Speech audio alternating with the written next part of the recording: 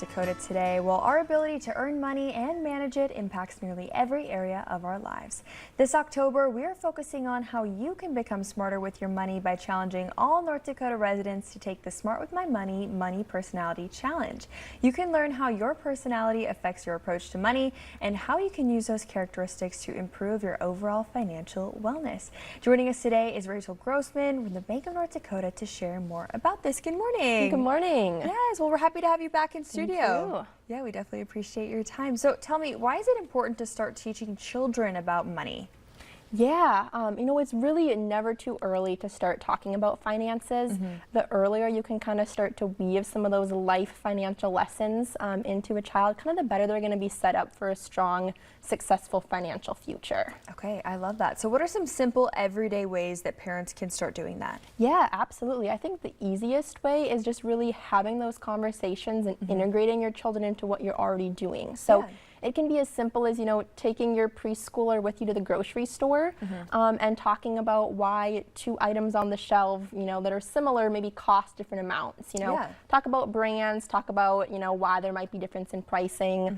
You get up to the cash register, have them, hand over the money to make the payment, just so they kind of start to learn, how those things work in real life. Okay, very interesting. It sounds pretty simple too. Yeah. Like we could do a little bit of that every day. Absolutely. So how can open conversations about money at home really impact a child's long-term relationship with personal finance? Yeah, like I said, kind of the earlier you can start to have those conversations, it really starts to become that money and finances just becomes a regular part of their life. If they understand it's normal to talk about these things, it's normal to have questions, and it really starts that education for them young. So like I said, once, they're maybe graduating from high school and going off to college, kind of being a little more in charge of their own money, they've already had years of those life lessons that you've taught them. I love that. So when is the right time to introduce the concept of earning money? Maybe that's like chores, allowance? Yeah, absolutely. I would say, the earlier the better. Okay.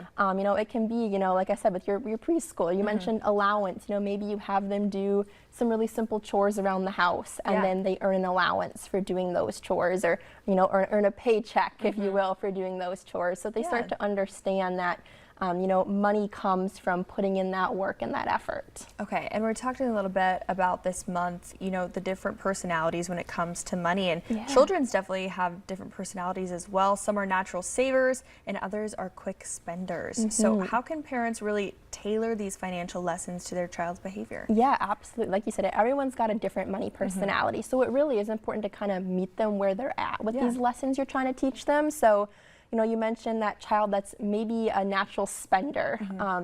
Maybe when you're giving them that allowance, you kind of set a restriction on it that X amount of dollars need to go into their savings account before they're able to go out and buy that toy that they want.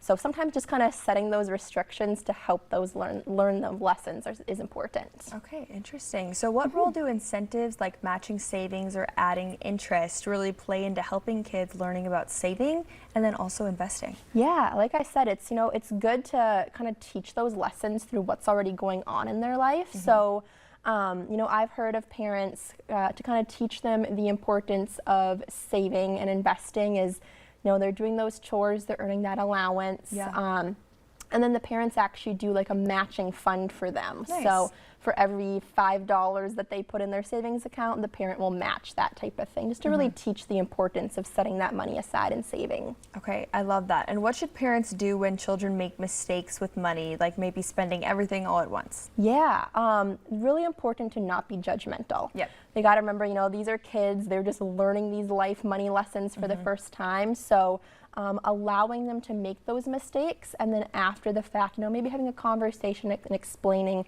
what could have been done different, maybe what could have been better. But most important, not judging, not getting upset. Okay, definitely pretty important to note. So for parents who might feel uncomfortable or maybe, not quite qualified to be talking about money, where should they begin? Yeah, so the Smart With My Money website, smartwithmymoney.nd.gov, that's a great place to start. It's got a lot of really great tools and resources just to kind of start having these conversations, introduce the basic concepts of finances. I love that. We'll be sure to check that out with all of our money questions for people young and old, right? Absolutely. I love it. Well, thank you so much for joining us this morning. Thank you. Yes, we appreciate your insight. It's definitely very valuable. Well, everyone at home, stick around. More North Dakota Today.